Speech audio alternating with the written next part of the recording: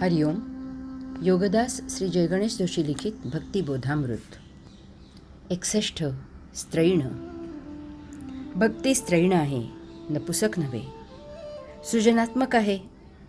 ती काही सोडत नाही, काही धरत नाही, की धावपळ करत नाही.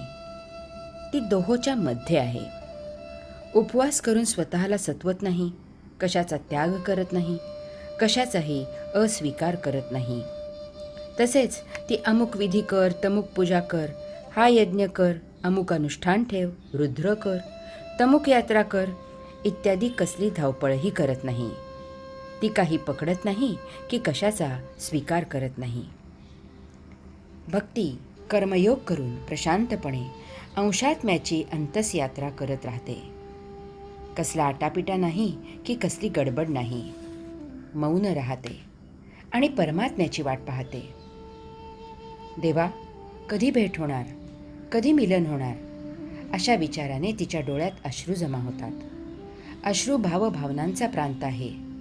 अतिसुखात किंवा अतिदुःखात अशा परस्पर विरुद्ध भावनांनी डोळ्यात अश्रू जमा होतात. परमात्म्याचे नाव घेतले, आठवण जरी झाली तरी भक्ती व्याकुळ होते. डोळ्यांच्या कडा पाणावतात. भक्ती नास्तिकासारखी हाती तलवार घेत नाही किंवा आस्तिकासारखी चिकटत नाही. गढूळ पाणी स्थिर राहिल्यावर जसे गाळ खाली बसून निवळते, तसे भक्तामधील अशुद्ध अपवित्र आपोआप क्षीण होते. भक्त निर्मळ होतो, योग जुळतो.